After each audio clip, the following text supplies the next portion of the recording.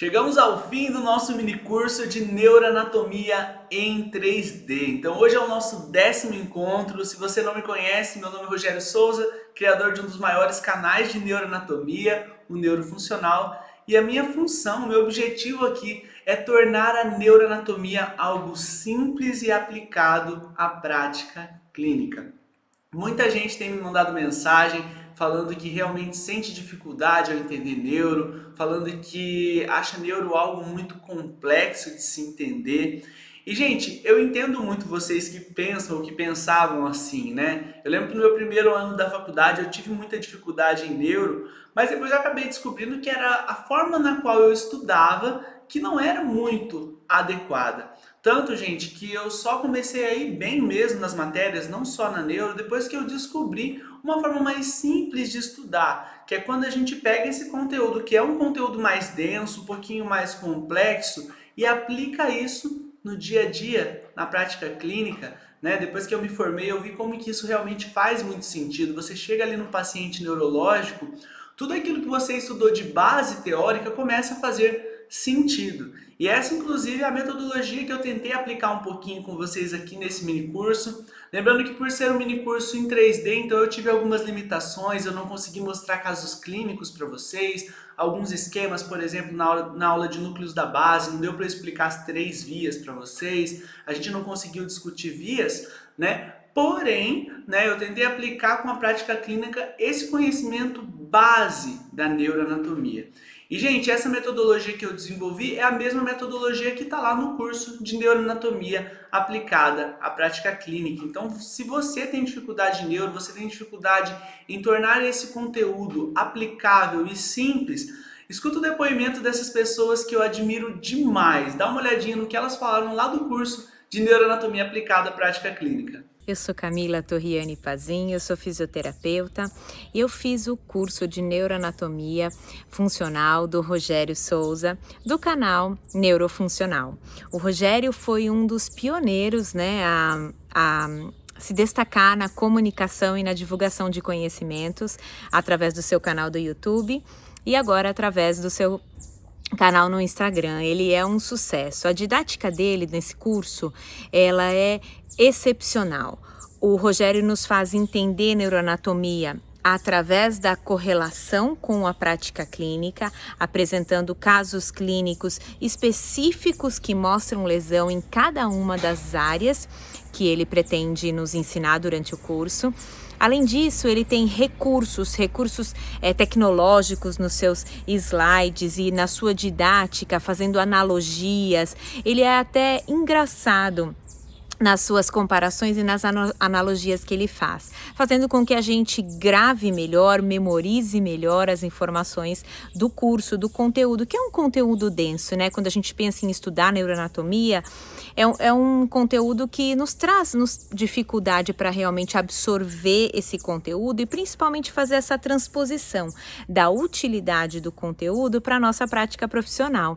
Então eu recomendo esse curso para quem saiu do zero, para quem é acadêmico e quer dar um up realmente, né, nas informações aprofundadas acerca da neuroanatomia, mas eu também recomendo para aqueles que são recém-formados, para aqueles que já se formaram e têm experiência clínica e querem relembrar, recuperar um pouco dessas informações que ficam perdidas, assim como para os professores, para quem ensina ou neurologia, ou para quem ensina neuroanatomia, ou para quem ensina fisioterapia neurofuncional, seja na pediatria ou na área adulto. É um curso que vai nos fazer refletir e ter mais ferramentas durante a nossa docência, né, durante a nossa prática de docência, ao ensinar esses conteúdos para os alunos, ajudando-os a fazer essa ponte entre a neuroanatomia e a prática clínica. Eu super recomendo, é um curso que vale a pena, um investimento no teu futuro, na tua profissão e nos teus conhecimentos. Corre lá! Olá pessoal, eu sou Ana Acker, uma fisioterapeuta há mais de 30 anos, instrutora do curso avançado e básico do conceito Bobat. Eu estou aqui para estar indicando para vocês um curso que eu fiz e gostei muito, que é o Neuroanatomia aplicada à prática clínica neurofuncional. Através desse curso, vocês entenderão mais o sistema nervoso e conseguirão atender seus pacientes de forma mais qualitativa. Não percam esse curso. Um grande abraço a todos.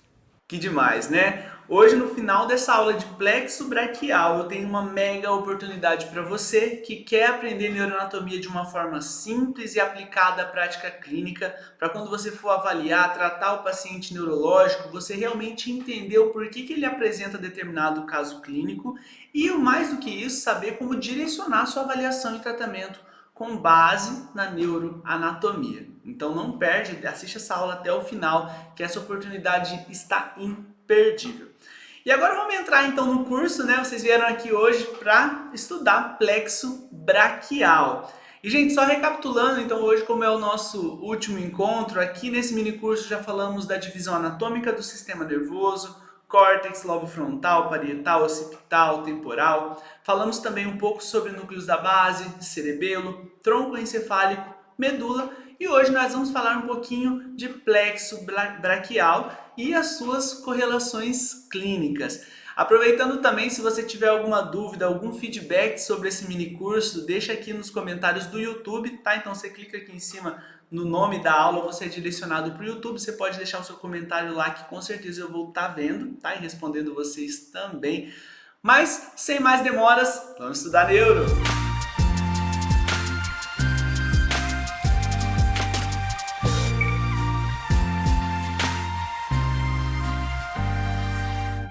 Pessoal, então vamos começar a nossa aula falando sobre o plexo braquial.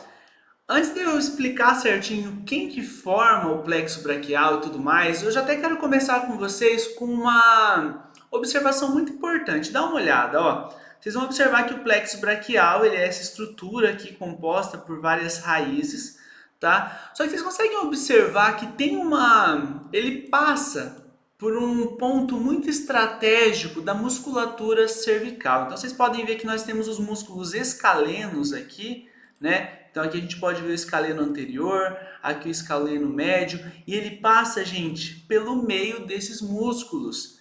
E daí agora a primeira correlação clínica, antes mesmo da gente falar da neuroanatomia do plexo braquial. O que pode acontecer se esse plexo for comprimido aqui por essa parte muscular? Síndrome do desfiladeiro torácico. E também, né, gente, a gente pode levar em correlação aqui também, né, que tem alguns casos que essa compressão, ela acontece até pela posição da costela, tá? Da primeira costela e tudo mais, ok? Mas só para vocês verem que como o plexo braquial, ele acaba ficando localizado numa posição muito estratégica aqui na nossa região cervical, tá? Porque, lembrando que se ele é comprimido, o plexo ele é formado por raízes, por nervos que conduzem informações motoras, sensoriais e autonômicas. Então faz sentido aquele indivíduo que tem, por exemplo, desfiladeiro torácico, ele apresentar dor, apresentar perda de força, sensibilidade local e muito mais. Então só para a gente ver essa primeira correlação, que é a correlação muscular. Por que, Rogério, que você está mostrando isso? Porque eu vou ter que tirar esses músculos aqui, né, para facilitar o nosso estudo aqui de hoje, tá? Então, eu vou tirar exatamente por isso, porque eu quero falar do plexo com vocês, ok? Então aqui, né, gente, a gente está conseguindo observar que tem vários nervos aqui que até vão dificultar um pouquinho a nossa visualização. Vou tirar algum deles aqui para a gente conseguir observar melhor o plexo braquial aí. Show de bola, agora ficou bom, né? Vamos selecionar aqui então, gente, a primeira informação. Pega no seu planner, eu deixei um espacinho ali até para você ir desenhando por cima ali o plexo braquial e vem comigo. O plexo braquial ele é formado por quem, Rogério? Basicamente por 5 raízes. Raiz de C5, que é essa aqui de cima, perdão. C6, C7, tá? C8 e T1, ok? Rogério, como assim TSC8? Lembra que eu falei ontem para vocês que a medula tem 8 segmentos. Se a medula tem 8 segmentos, nós temos 8 raízes cervicais, porque os segmentos da medula eles recebem essa denominação de acordo com a conexão com as raízes. Então aqui, gente, primeira informação importante, o plexo braquial ele tem contribuição de C5 até T1. Parênteses, tá, gente? Isso não é tão relevante, mas eu vou comentar porque pode acontecer. Em algumas pessoas, pode acontecer da pessoa ter contribuição de C4, tá? Rogério, como assim? O plexo começa em C4, tá? E daí nós chamamos isso de um plexo pré-fixado, tá? Em alguns indivíduos isso pode acontecer, variações anatômicas acontecem com frequência, tá? Por exemplo, a pessoa não tem palmar longo, pode ser variação anatômica também. Então, pode acontecer da pessoa ter a sua fixação inicial lá do plexo braquial em C4. Como que é o nome disso? Plexo pré-fixado. Da mesma forma, tem algumas pessoas que têm o término do plexo braquial em T2. Se a pessoa tem o término em T2, em vez de T1, ou seja, pega mais uma raiz lá embaixo, ela tem o plexo pós-fixado. Só que isso, gente, não é regra, é a exceção. Então eu vou repetir o que é importante para vocês. O plexo braquial tem a sua origem de C5 até T1. Ó, vou mostrar de novo. C5, C6, C7, C8 e T1.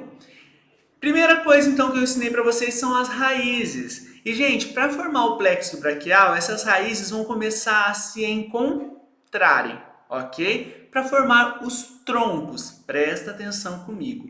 Tá vendo essa raiz de C5 aqui em cima, bonitinha? Ela vai se encontrar com a raiz de C6 aqui para formar o tronco superior, tá? Tronco superior. Então anota aí, o tronco superior, ele é formado pelas raízes de C5 e C6, ok?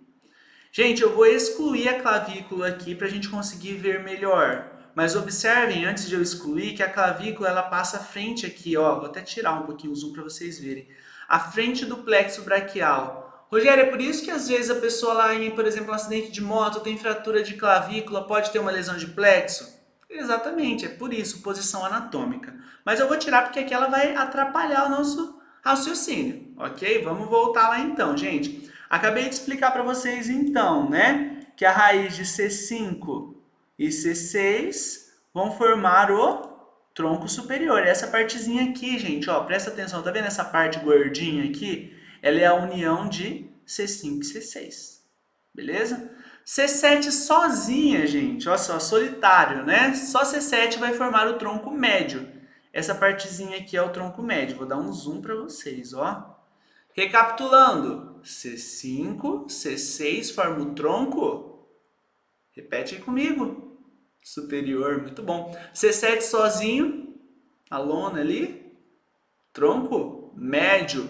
E agora, gente, olha aqui, nós temos, deixa eu tirar um pouquinho o zoom aqui, rodar aí, ó.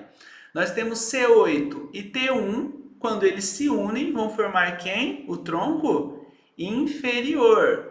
Então, recapitulando, nós temos o tronco superior, que é formado por C5 e C6. Temos o tronco médio, que é formado sozinho pela raiz aqui de C7, ok? E C8 e T1 vai formar o tronco inferior. Pronto. O mais difícil de plexo braquial já passou, que daqui a pouquinho vai ter os fascículos. Mas, gente, eu já quero correlacionar com a prática clínica com vocês, tá? Você já ouviu falar da paralisia braquial perinatal, que os antigos chamavam de paralisia obstétrica, que nem é o termo mais utilizado hoje em dia? A paralisia braquial perinatal, ela é causada por uma lesão do plexo braquial. E daí você já ouviu falar de paralisia de Erbe-Duchenne? O que é a paralisia de Erbe-Duchenne? É aquela paralisia que pega quem? O tronco superior e pode até pegar o tronco médio aqui, ó. Isso significa o quê? Gente, presta atenção comigo. Nesses casos da paralisia de Erbe-Duchenne, o paciente tem lesão aqui de C5, C6, talvez C7 também. Rogério, eu não entendi. O que você quer trazer de correlação clínica? Qual que é o quadro clínico de uma criança que tem paralisia braquial perinatal que compromete a porção superior? No caso, Erbe-Duchenne. Ela perde força no ombro ou na mão? Pensa. E aí, ombro ou mão?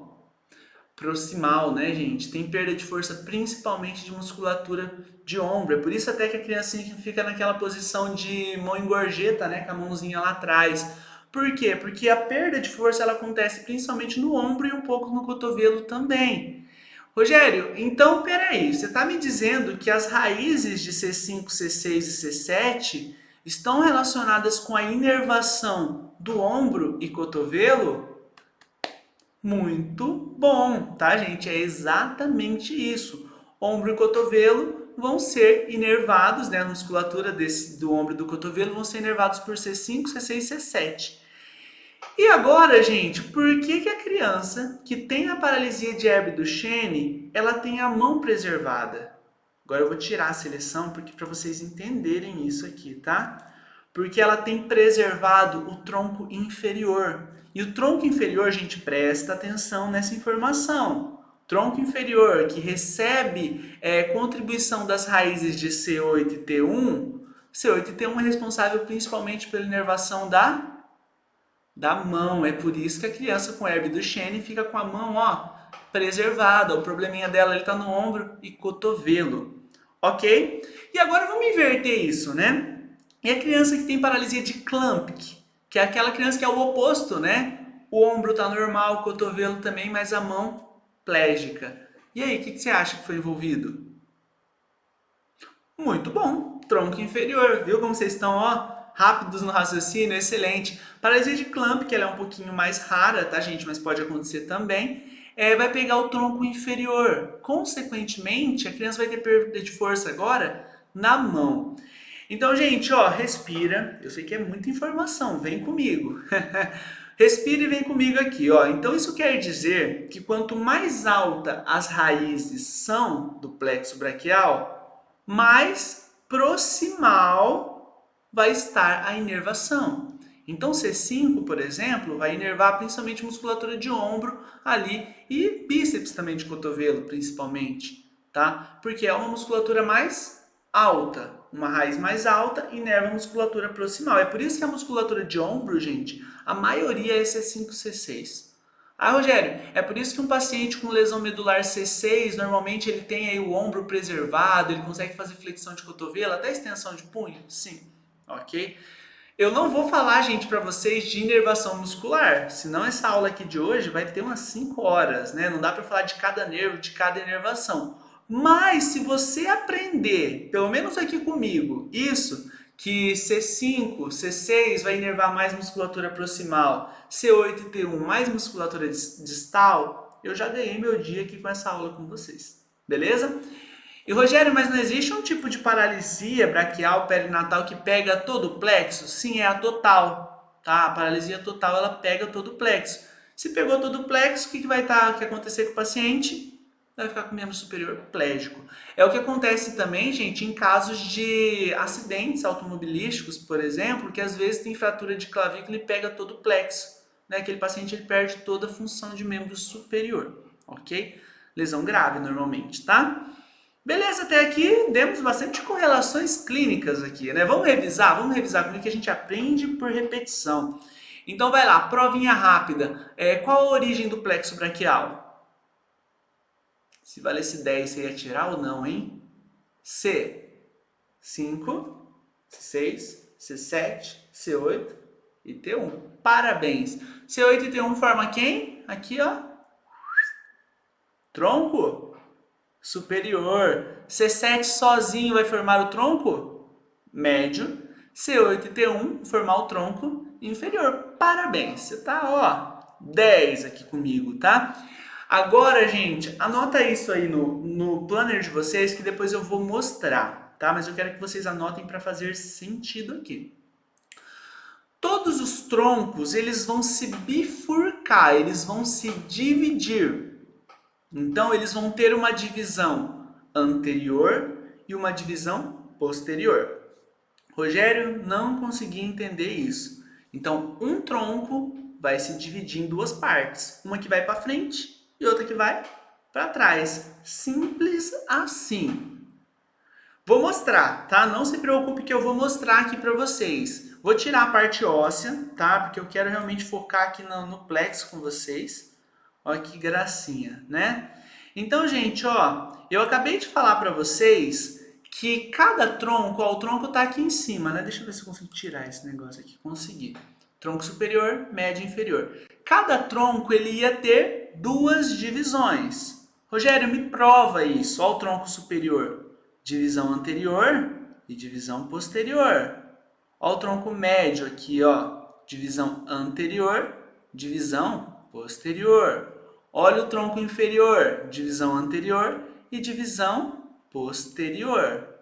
Então você conseguiu entender comigo que o tronco ele vai se bifurcar. É isso, ok? Tá comigo aí? Respira, tá? O pessoal tem um certo pavor ao plexo braquial, mas não se preocupe, não é tão complexo quanto parece. Apesar de chamar plexo, né? Enfim, vamos lá, gente. Agora anote comigo. As três divisões posteriores, olha aqui, ó. Divisão posterior do tronco superior, divisão posterior do tronco médio, mais a divisão posterior do tronco inferior, ó. Tá vendo que essas três elas se formam como se fosse um tridente aqui, ó, para formar quem? O fascículo posterior. Muito bom. Rogério, repete para mim, claro, tô aqui para isso, né? Ó, as três divisões posteriores se unem para formar o fascículo posterior. Olha que coisa linda aqui, né? Esse fascículo posterior é isso aqui, ó. Bonitão aqui. Ok? Então, o fascículo posterior é formado pelas três divisões posteriores dos troncos. Ok? Tá comigo? Yes or not? Vamos lá então. Gente, agora eu vou tirar a seleção. Você já aprendeu que esse aqui é o fascículo posterior, né? A gente está quase terminando a nossa aula. Olha só que legal. Então, vai na reta final aqui. Só que, gente, ó, sobrou agora as divisões anteriores, né? Não sobrou? Presta atenção comigo. A divisão anterior, ó, do tronco superior vai se juntar com a divisão anterior do tronco médio para formar quem? O fascículo lateral. Deixa eu tirar essa seleção aqui, que não foi eu. Opa, ele seleciona junto. Então tá bom. Ó, as divisões anteriores do tronco superior e médio vai formar aqui, opa, o fascículo lateral, aqui. Muito bom. Rogério, por que fascículo lateral? Porque ele está posicionado lateralmente, do lado, ok? E vamos lá então. E, gente, olha aqui que informação importante, né? Nós acabamos de descobrir então que o fascículo lateral é formado pelas duas divisões anteriores, do tronco superior e médio, e agora vai sobrar só uma divisão anterior, não vai? De quem aqui que vai sobrar? A divisão anterior do tronco inferior. Então, gente, essa divisão anterior do tronco inferior aqui é meio confuso isso, né? Divisão anterior do tronco inferior. Lembra? O tronco inferior ele se bifurcou, a parte posterior foi formar o fascículo posterior, mas a anterior sozinha formou o fascículo medial, que é esse aqui, ó. Então, gente, nós acabamos de descobrir que o plexo braquial ele tem três fascículos: lateral, posterior e inferior. Gente, eu não vou falar dos nervos aqui agora, porque eu acho que vai ficar muita informação para essa aula. Porque eu acho que se você já aprender a formação do plexo braquial e as suas correlações, né, que a gente acabou explicando lá, das lesões mais altas e inferiores, já é um grande passo, ok? Então vamos revisar tudo comigo para ver se você aprendeu mesmo, tá? Eu vou tirar essas seleções aqui. Aí, boa. Vamos vir junto aqui de novo, desde o começo, né? Opa! Vamos lá, gente. C5 e C6, opa, C5 e C6 vai formar quem? O tronco superior. C7 sozinha vai formar o tronco médio. C8 e T1 vai formar aqui, opa, tá errado aqui, aí, aqui. E T1 vai formar quem? O tronco inferior. O que os troncos fazem depois disso mesmo? Eles se dividem numa parte posterior e numa parte anterior. Nós já aprendemos então que as três partes posteriores vão formar aqui o fascículo posterior. Lembra, ó? As três porções posteriores aqui, ó, formaram o fascículo posterior que vocês estão vendo. A divisão anterior, tanto do tronco superior quanto do tronco médio, vai formar quem? O fascículo lateral, aqui, ó. enquanto que a divisão anterior do tronco inferior vai formar sozinho o fascículo medial, tá? Raiz, tronco, fascículo. Raiz, tronco, fascículo. Ok? Depois vai dar origem aos principais nervos aí do membro superior. Mas agora para mostrar para vocês, olha o plexo braquial, como que ele fica, né? Para quem está aí querendo desenhar, basicamente esse é o desenho do plexo braquial. Ok? Gente, vamos fechar então essa aula só lembrando, né, que o plexo braquial ele faz parte de quem? Do sistema nervoso periférico. Vamos fazer um fechamento do curso, né? Quais são as divisões do sistema nervoso? Central e periférico. O central a gente já estudou bastante aqui, que é formado pela medula e pelo encéfalo. Mas quem que forma o encéfalo mesmo? Vamos ver se você lembra. O encéfalo é formado por 3 estruturas. Repete aí para mim. Cérebro, cerebelo e tronco encefálico. O cérebro é dividido em telencéfalo e diencéfalo. Não deu tempo da gente falar de diencéfalo nesse mini curso, tá, gente? 4 horas é muito pouco, ok? Mas a gente falou bastante de córtex, pelo menos, né? Não deu para falar de tudo de telencéfalo, mas a gente falou de córtex, falamos de núcleos da base, beleza? Então tá, gente, esse é o sistema nervoso central. O sistema nervoso periférico eu contei para vocês que ele é formado pelos nervos e pelos gânglios. Lembra? Nós temos os nervos espinhais, que são esses que saem da medula, e os nervos encefálicos, também chamados de pares cranianos, que a maioria, né, 10 deles saem da onde? Do tronco encefálico. O primeiro sai lá do telencéfalo, o segundo do diencéfalo, mas os outros 10 saem do tronco encefálico. E os nervos espinhais, então, saem da medula. E, gente, olha só que interessante. As raízes de C5 a T1 formam um plexo braquial. Então, o plexo braquial nada mais é do que a união dessas raízes. Ponto. E por que, Rogério, que você decidiu deixar uma aula só sobre plexo braquial? Porque, gente, é do plexo braquial que vai sair a inervação de quem? Do membro superior, tá? A partir dele vai ter a formação dos principais nervos, o radial, mediano, ulnar, músculo cutâneo e por aí vai, ok? Lógico que não vai dar tempo da gente falar tudo aqui, tá? Mas pelo menos para vocês terem uma noção de como que é formado o plexo, que é assim essa estrutura essencial no estudo do sistema nervoso. Ufa, né? Bastante conteúdo hoje para vocês. Tanto que, gente, até quero aproveitar agora, né, para agradecer vocês pela participação que eu recebi aqui no mini curso, que foi muito legal. Tenho recebido um feedback super positivo de vocês, inclusive até, lógico, vou trazer outros mini cursos ainda, então fiquem ligados principalmente aqui, ó, aqui, isso, no Instagram, Neurofuncional R, sempre eu posto novidade por lá. E como eu prometi para vocês, hoje eu teria uma mega oportunidade para vocês.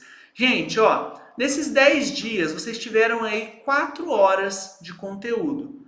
E fala a verdade, deu para você aprender bastante coisa correlacionando com a prática clínica? Imagina agora você fazer um curso que em vez de 4 horas, são 40 horas, que você vai ter vídeos de pacientes reais. Então, por exemplo, quando eu falo de cerebelo, eu mostro um paciente real lá com ataxia, com todos os déficits de cerebelo, paciente que tem lesão em cada uma das regiões do cérebro, você vai ver, isso vai se tornar palpável.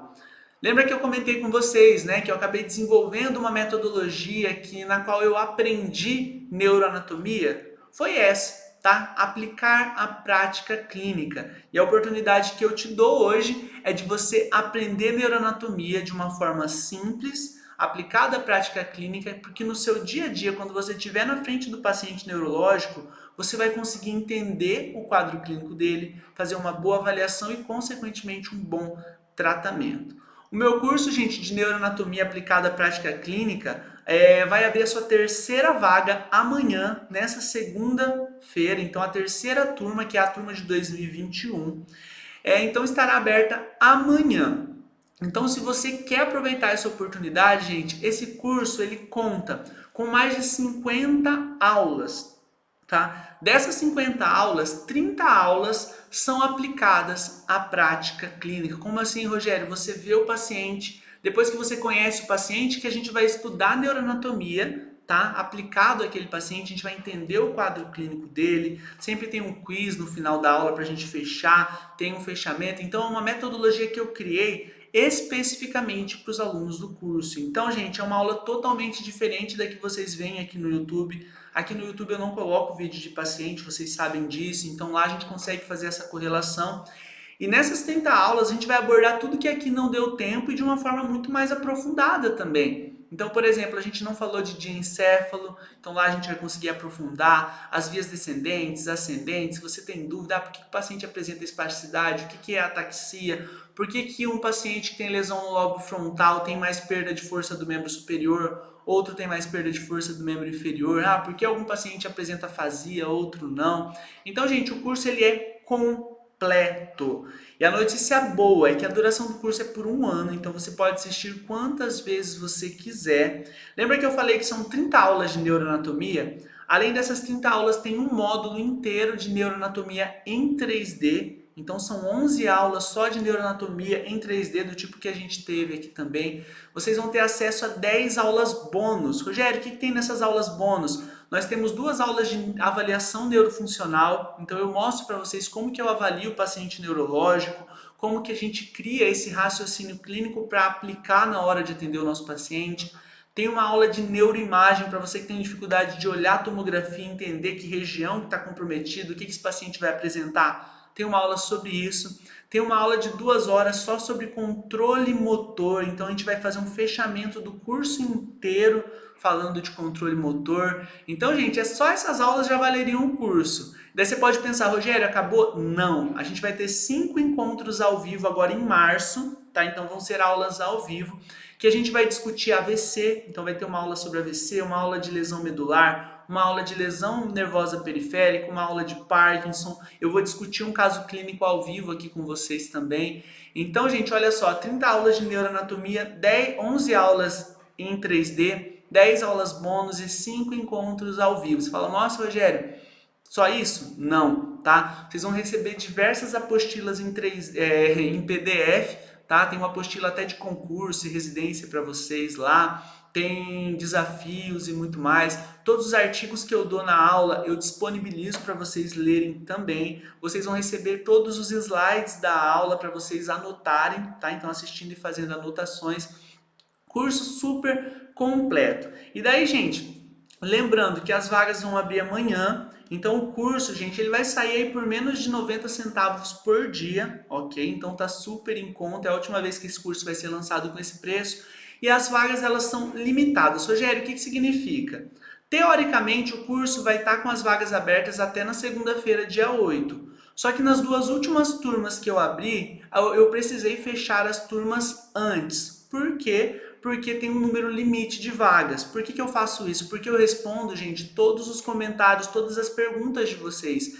Então eu não posso colocar muitos alunos nessa turma, porque senão eu não vou dar conta de responder todo mundo. E sim, sempre eu respondo todos os comentários, todas as dúvidas. Então lembrando, gente, além de tudo isso que eu falei para vocês, tá? O curso ele tem garantia de 7 dias. Você pode entrar, você vai ter acesso ao primeiro módulo do curso, que é o módulo de Córtex, algumas aulas bônus. Se acaso você não gostar, você também pode acabar desistindo ali do curso, tá? Esse curso tem ajudado muita gente, então assim, são 5 módulos, então a gente vai conseguir estudar junto a neuroanatomia de uma forma muito mais aplicada. Então, gente, tudo que eu falei para vocês de correlação clínica aqui nesse curso, lá vocês vão ver na prática como que isso funciona. Então, lembrando, as inscrições começam amanhã. Então já se organiza para você não ficar de fora. Não tem previsão para outra turma, tá? Às vezes a pessoa fala, vou deixar para fazer no fim do ano. Eu não tenho previsão para outra turma ainda esse ano. Então já se organiza para você vir participar comigo, tá bom? Então antes de mais nada, gente, obrigado de coração pela presença de vocês aqui. Como eu disse, eu estou mega feliz com o feedback de vocês, com a participação de vocês também, uma grande alegria, tá bom?